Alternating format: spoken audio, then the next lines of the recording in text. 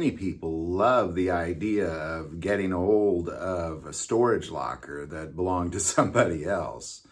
It's all over social media. Thousands of people are constantly bidding on these unpaid lockers. And there's a few things that you can get in those lockers that are a big score. One of those is guns. You stumble across a safe full of guns in one of those storage lockers, what a huge score. But what do you do with those guns? I mean, can you legally just say, well, hey, these are my guns now? Well, that depends on where you live, and there's a lot of variables there. So before we get into it, I do want to take a moment and thank our sponsor, Victory Chrysler Dodge Jeep Ram, for not just supporting this channel, but for being the hands and feet of Jesus Christ by building orphanages all over this country, by having battered women's shelters, by having food pantries, by having hot meals. They understand what it is to take care of the least of these, to some degree, better than many churches I know of. So I'm going to put their link below there. Check them out. Check out their Giving Hope link. And what I'm going to say is if you happen to be in the market for a car, I recommend you buy one from them. You could buy online. They can ship it to you. And a portion of those proceeds are going to go into these ministries and not just into some car dealer owner's pocket. That link is below. All right, so what happens to these guns? Let's just say that you happen to stumble across a storage locker that you bought because it was essentially foreclosed on because somebody didn't pay their bill. And now you have it. Whatever is inside there technically belongs to you now. If you come across guns, what do you do with them? Because you're essentially... now you have some guns. Do you need to register these guns? Do you need to tell somebody about them? Well, there's a couple things that you should know about this. First and foremost, it's going to vary by state. And if you happen to live in a free pro-Second Amendment state, in 41 of the states, you're going to have to check your state. I think you kind of know by now if it's a pro-Second Amendment state, that the ones that you will have to, by law, communicate that you have these guns and register with them would be California, Oregon, Washington, New Jersey, New York, the usual, Illinois, the usual suspects. So, check them out. Make sure that you know by your state, because in those states, essentially the West Coast and the East Coast states, or the Northeast Coast states, you're going to need to communicate this probably through an FFL, that you would then go into that FFL. Well, that's how you do it for sure in Oregon, Washington, and California, is you would then go into the FFL. And you'd have to kind of go through the background check process, and then each one, there you go.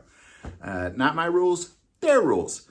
Now, technically, they're yours. They belong to you. If I happen to live somewhere where somebody was telling me, I had to register my weapons, I wouldn't probably live there in the first place. So, but I know that's obviously easier said than done, and I understand the situation is what it is. And I also understand that sometimes your state can change like that with just one election. But under these circumstances, what you're dealing with is at least 41 of the states. Those are your guns. Enjoy them. Have fun with them. There's nothing you need to do with them. However, if you're in all the West Coast states and many of the Northwest Coast states and Illinois right there in the middle, they have some rules that are going to apply, and they're, I would just use your best discretion. You choose what you do, which is best for you, and just know that in those states, if you happen to buy a storage locker and it has guns in it, that they do require you to do something. Be aware of it, and the basic thing to do would be go into an FFL, kind of like, if you were buying a gun from an FFL, your gun store should be able to do this for you.